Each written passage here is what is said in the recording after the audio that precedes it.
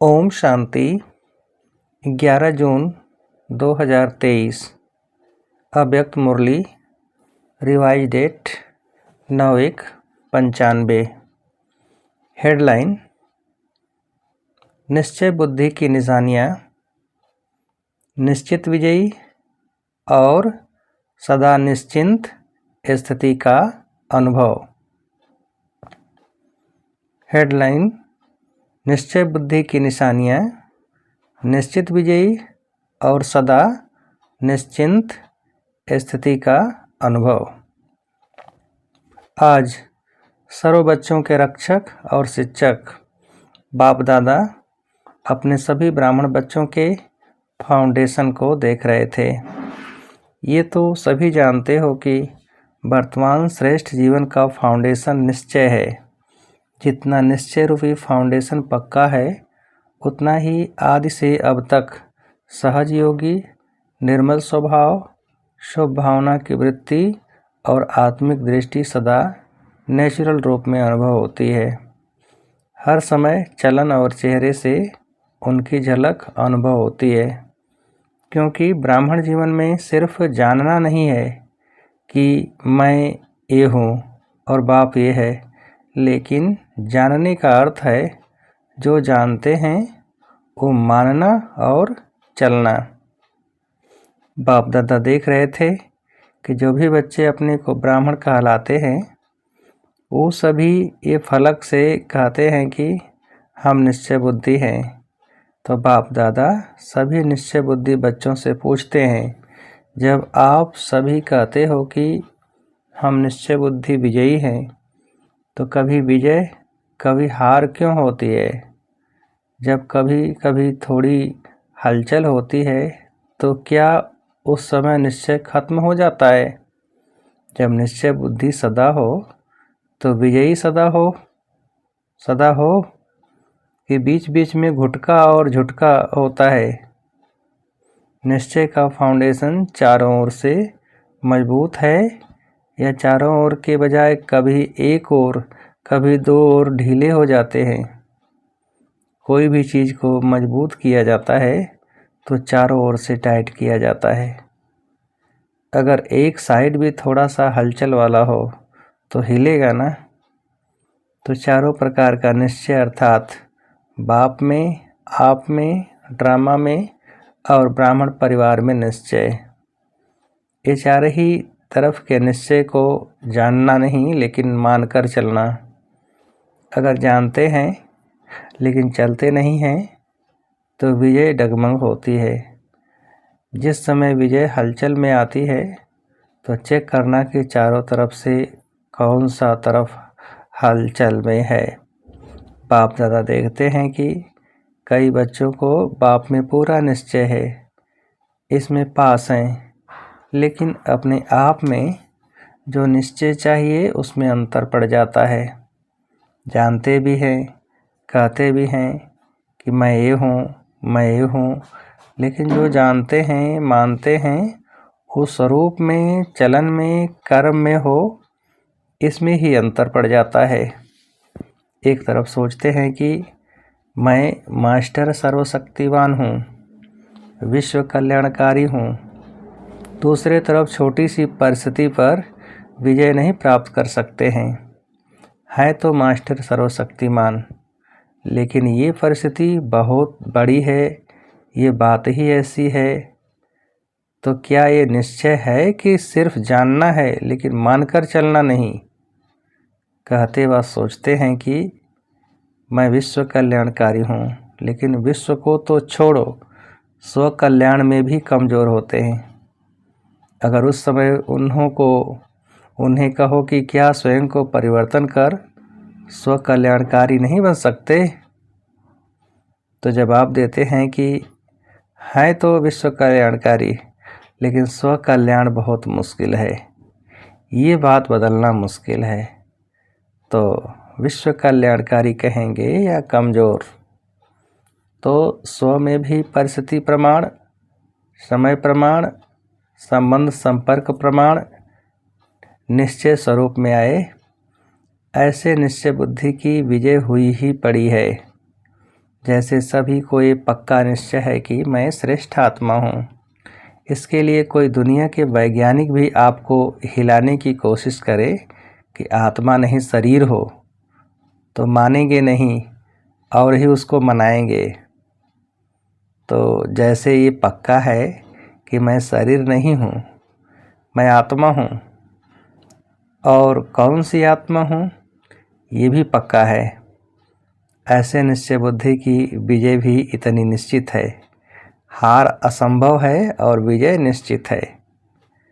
और ये भी निश्चित है कि बातें भी अंत तक आनी हैं, लेकिन उसमें विजयी बनने के लिए एक ही समय पर चारों ही तरफ का निश्चय पक्का चाहिए। 3 में निश्चय है और 1 में नहीं है तो विजय निश्चित नहीं है, लेकिन मेहनत से विजय होगी। निश्चित विजय वाले को मेहनत नहीं करनी पड़ेगी। कई बार कई कहते हैं बाप दादा तो बहुत अच्छा, वो तो पक्का है कि बाप है और हम बच्चे हैं, हमारा बाप से ही संबंध है। लेकिन दैवी परिवार में खिटखिट होती है, उसमें निश्चय डगमग हो जाता है, इसीलिए परिवार को छोड़ देते हैं, हल्का कर देते हैं। तो एक साइड ढीला हो गया ना। बिना परिवार के माला में कैसे आएंगे? माला कब बनती है? जब दाना दाने से मिलता है और एक ही धागे में पिरोए हुए होते हैं। अगर अलग अलग धागे में अलग अलग दाना हो तो उसको माला नहीं कहेंगे। तो परिवार है माला। अगर परिवार को छोड़कर 3 निश्चय पक्के हैं तो भी विजय निश्चित नहीं है। चलो परिवार की खिटखिट से किनारा कर लो। बाप का सहारा हो, परिवार का किनारा हो तो चलेगा। काम तो बाप से है या भाइयों से है? बाप से काम है, वर्षा बाप से मिलना है, भाई बहनों से क्या मिलेगा? लेकिन ब्राह्मण जीवन में यही न्यारापन है कि धर्म और राज्य दोनों की स्थापना होती है, सिर्फ धर्म की नहीं। और धर्म पिताएं सिर्फ धर्म की स्थापना करते हैं। बाप की विशेषता है धर्म और राज्य की स्थापना करना। तो राज्य में एक राजा क्या करेगा? बहुत अच्छा तख्त भी हो, ताज भी हो, क्या करेगा? राजधानी भी चाहिए ना। तो राजधानी अर्थात ब्राह्मण परिवार सो राज परिवार। इसलिए ब्राह्मण परिवार में हर परिस्थिति में निश्चय बुद्धि, तब राज्य भाग्य में भी सदा राज्य अधिकारी होंगे। तो ऐसे नहीं समझना कोई बात नहीं, परिवार से नहीं बनती है, बाप से तो बनती है। ड्रामा अगर भूल जाता है तो बाप तो याद रहता ही है, लेकिन कोई भी कमजोरी एक ही समय पर होती है। स्वस्थिति अर्थात स्वनिश्चय भी अगर कमज़ोर होता है तो विजय निश्चित के बजाय हलचल में आ जाती है। तो बाप दादा निश्चय के फाउंडेशन को चेक कर रहे थे। क्या देखा? सदा 4 ही प्रकार का निश्चय एक समय पर साथ नहीं रहता, कभी रहता कभी हिलता। इसलिए सदा विजयी का अनुभव नहीं कर पाते हैं। फिर सोचते हैं होना तो ये चाहिए, लेकिन पता नहीं क्यों नहीं हुआ। किया तो बहुत मेहनत, सोचा तो बहुत अच्छा, लेकिन सोचना और होना इसमें अंतर पड़ जाता है। इसका अर्थ ही है कि निश्चय के चारों तरफ मजबूत नहीं है। और हंसी की बात तो ये है कि ड्रामा भी कह रहे हैं है तो ड्रामा, है तो ड्रामा, लेकिन अच्छी तरह से हिल भी रहे हैं। कभी संकल्प में हिलते, कभी बोल तक भी हिल जाते, कभी कर्म तक भी आ जाते। उस समय क्या लगता होगा? दृश्य सामने लाओ। ड्रामा ड्रामा भी कह रहे हैं और हिलडुल भी रहे हैं, लेकिन निश्चय बुद्धि की निशानी है निश्चित विजयी। अगर विधि ठीक है तो सिद्धि प्राप्त न हो, ये हो नहीं सकता। तो जब भी कोई भी कार्य में विजय प्राप्त नहीं होती है तो समझ लो कि निश्चय की कमी है। चारों ओर चेक करो, एक और नहीं। और बात निश्चय बुद्धि की निशानी जैसे निश्चित विजय है वैसे निश्चिंत होंगे। कोई भी व्यर्थ चिंतन आ नहीं सकता। सिवाय शुभ चिंतन के व्यर्थ का नाम निशान नहीं होगा। ऐसे नहीं व्यर्थ आया भगाया, निश्चय बुद्धि के आगे व्यर्थ आ नहीं सकता। क्योंकि क्यों, क्या और कैसे ये व्यर्थ होता है। जब ड्रामा के राज को जानते हैं, आदि मध्य अंत को जानने वाले हैं, तो जो ड्रामा के आदि मध्य अंत को जानने वाले हैं वो छोटी सी बात के आदि मध्य अंत को नहीं जान सकते। न जानने के कारण क्यों, क्या, कैसे ऐसे ये व्यर्थ संकल्प चलते हैं। अगर ड्रामा में अटल निश्चय है, नॉलेजफुल भी हैं, पावरफुल भी हैं, तो व्यर्थ संकल्प हिलाने की हिम्मत भी नहीं कर रख सकते। पर जब हिलते हैं तो सोचते हैं पता नहीं क्या हो गया। तो बाप दादा हंसते हैं कि ड्रामा के आदि मध्य अंत को जान लिया, अपने 84 जन्म को जान लिया, और एक बात को नहीं जानते। बड़े होशियार हो, होशियारी दिखाते हो ना। समय प्रति समय कल्प वृक्ष के सभी पत्तों को जानते हो कि नहीं। सभी वृक्ष के फाउंडेशन में बैठे हो या 7-8 बैठे हैं, तो जड़ में बैठे हुए वृक्ष को जानते हो, पत्ते पत्ते को जानते हो। और ये पता नहीं कैसे। तो निश्चय की निशानियाँ निश्चिंत स्थिति, इसका अनुभव करो। होगा, नहीं होगा, क्या होगा, कर तो रहे हैं, देखें क्या होता है। इसको निश्चिंत नहीं कहेंगे। और फिर बाप के आगे ही फरियाद करते हैं। आप मददगार होना, आप रक्षक होना, आप ये होना, आप ये होना। फरियाद करना अर्थात अधिकार गंवाना। अधिकारी फरियाद नहीं करेंगे, ये कर लो ना, ये हो जाए ना। तो निश्चय बुद्धि अर्थात निश्चिंत। तो ये प्रैक्टिकल निशानियाँ अपने आप में चेक करो। ऐसे अलबेले नहीं रह जाना, हम तो हैं ही निश्चय बुद्धि, कौन सा निश्चय कमज़ोर है वो चेक करो और चेंज करो। सिर्फ चेक नहीं करना। बाप दादा ने कहा था ना, चेकर के साथ मेकर भी बनो। सिर्फ चेकर नहीं, चेक करने का अर्थ ही है सेकंड में चेंज होना। लेकिन चेक करो और चेंज नहीं करो तो बहुत काल से स्वयं में दिल शिकस्त के संस्कार पक्के होते जाएंगे। और जो बहुत काल के संस्कार हैं वही अंत में अवश्य सामना करते रहेंगे। कोई सोचे अंत में तो मैं सिवाय बाप के और कुछ नहीं सोचूंगा, लेकिन हो नहीं सकता। बहुत काल का अभ्यास चाहिए। नहीं तो एक सेकंड सोचेंगे शिव बाबा, शिव बाबा, शिव बाबा, और दूसरे सेकंड माया कहेगी नहीं, तुम्हारे में शक्ति नहीं है, तुम हो ही कमज़ोर। तो युद्ध चलती रहेगी। यदि निश्चिंत नहीं होंगे तो ब्राह्मण जीवन के अंत काल का जो लक्ष्य वर्णन करते हो वो सहज कैसे होगा। और अगर अंत तक ये व्यर्थ संकल्प होंगे तो वही भूतों के यमदूतों के रूप में आएंगे। और कोई यमदूत नहीं आते हैं। ये व्यर्थ संकल्प अपनी कमजोरियाँ यही यमदूत के रूप में आते हैं। यमदूत क्या करते हैं? डराते हैं और दूसरों के लिए कहेंगे विमान में जाएंगे, अर्थात उड़ती कला से पार हो जाएंगे। कोई विमान आदि नहीं है, ये उड़ती कला का अनुभव है। इसलिए पहले से ही चेक करके चेंज करो। कब तक करेंगे? बाप दादा को खुश तो कर देते हैं, करेंगे, प्रतिज्ञा भी लिख देते हैं, लेकिन वो कागज तक रहती है या जीवन तक। अच्छा, आज मधुबन निवासियों का भी टर्न है।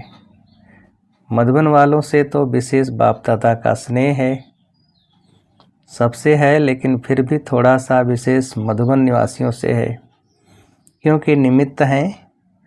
फिर भी देखो, आप आते हैं, खातिरी तो ठीक करते हैं ना। मधुबन वाले खातिरी करने में पास है ना। मेहमान निवाजी करना ही महानता है। जिसको मेहमान निवाजी करना आता है वो महान हो ही जाता है। सिर्फ खाने पीने से नहीं, लेकिन दिल के स्नेह की मेहमान निवाजी वो सबसे श्रेष्ठ है। चाहे पिकनिक कितनी भी करा लो, लेकिन दिल का स्नेह नहीं मिला तो कहेंगे कुछ नहीं मिला। तो मधुबन वाले दिल के स्नेह सहित मेहमान निवाजी करते हैं। करते हो ना कि कोई नीचे ऊपर करेंगे तो कहेंगे बाप दादा ने ऐसे ही कहा। ऐसे नहीं करना। स्नेह के सागर के बच्चे हो ना, कब तक स्नेह देंगे? नहीं, गागर के बच्चे नहीं, सागर के बच्चे बेहद। सबके पास स्नेह का स्टॉक है ना। माताओं के पास भी है, कुमारियों के पास भी है, पांडवों के पास भी है। सागर है या थोड़ा है, तो कभी क्रोध तो नहीं करते होंगे ना। जब स्नेह के सागर हैं तो क्रोध कहाँ से आया? किसके संस्कारों को जानकर सेटिस्फाई करते हो ना। चाहे औरंग है, लेकिन आप तो नॉलेजफुल हो ना। आप तो जानते हो ना कि ये क्या है, लेकिन उस समय क्या कहते हैं, इसने ऐसे किया ना, इसीलिए हमने भी किया। रंग से रंग हो गया तो क्या कमाल की। उसने रंग किया और आपने उसका रिस्पॉन्ड भी रंग ही दिया। कई कहते हैं ना, क्रोध एक बार ही करते हैं तो कुछ नहीं होता, बार बार करता रहता है। तो जानते हो कि जिसका स्वभाव ही क्रोध का है, तो वो क्रोध नहीं करेगा तो क्या करेगा? उसका काम है क्रोध करना और आपका काम है स्नेह देना या क्रोध करना। वो 10 बारी करे तो आप एक बारी तो जवाब देंगे ना। नहीं देंगे तो वो 20 बारी करेगा, फिर क्या करेंगे? तो इतनी सहन शक्ति है, या उसने 10 बारी किया, आपने आधा किया, कोई हर्जा नहीं। उसने झूठ बोला, आपने क्रोध किया, तो क्या ठीक हुआ? फिर बड़े बहादुरी से कहते हैं झूठ बोला ना, इसीलिए क्रोध आ गया।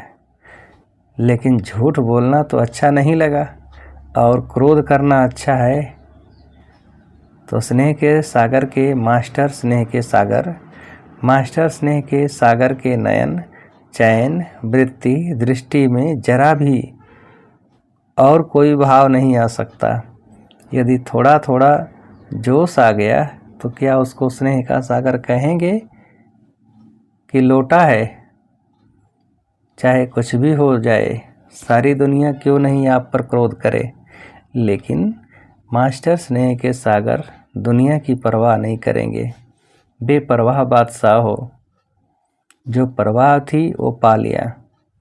अभी इन व्यर्थ बातों से बेपरवाह बादशाह। चेकिंग की परवाह करो, चेंज होने की परवाह करो, लेकिन व्यर्थ में बेपरवाह।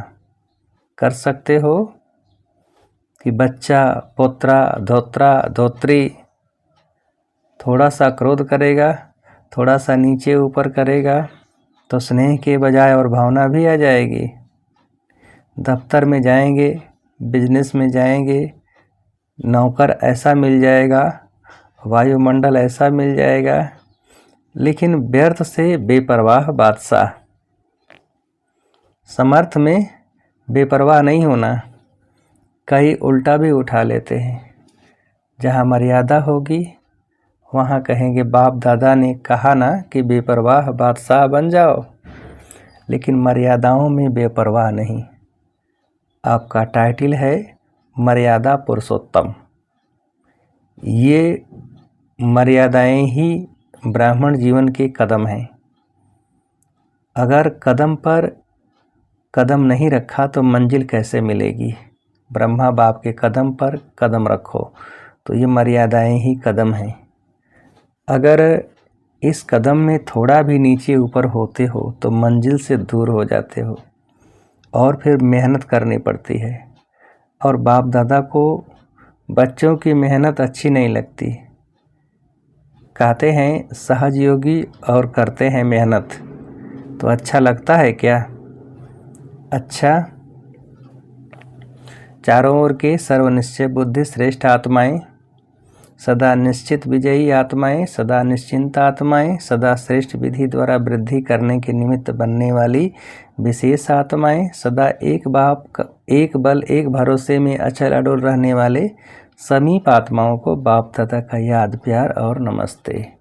हम रूहानी बच्चों की रूहानी बाप को नमस्ते। वरदान: दिल के स्नेह और संबंध के आधार पर समीपता का अनुभव करने वाले निरंतर योगी भव। विस्तार: ब्राह्मण आत्माओं में कोई दिल के स्नेह संबंध से याद करते हैं और कोई दिमाग और नॉलेज के आधार पर संबंध को अनुभव करने का बार बार प्रयत्न करते हैं। जहाँ दिल का स्नेह और संबंध अति प्यारा अर्थात समीप है, वहाँ याद भूलना मुश्किल है। जैसे शरीर के अंदर नस नस में ब्लड समाया हुआ है, ऐसे आत्मा में निष्पल अर्थात हर पल याद समाई हुई है। इसको कहते हैं दिल के स्नेह संपन्न निरंतर याद। स्लोगन: निस्वार्थ और निर्विकल्प स्थिति से सेवा करो, तब सफलता मिलेगी। निस्वार्थ और निर्विकल्प स्थिति से सेवा करो, तब सफलता मिलेगी।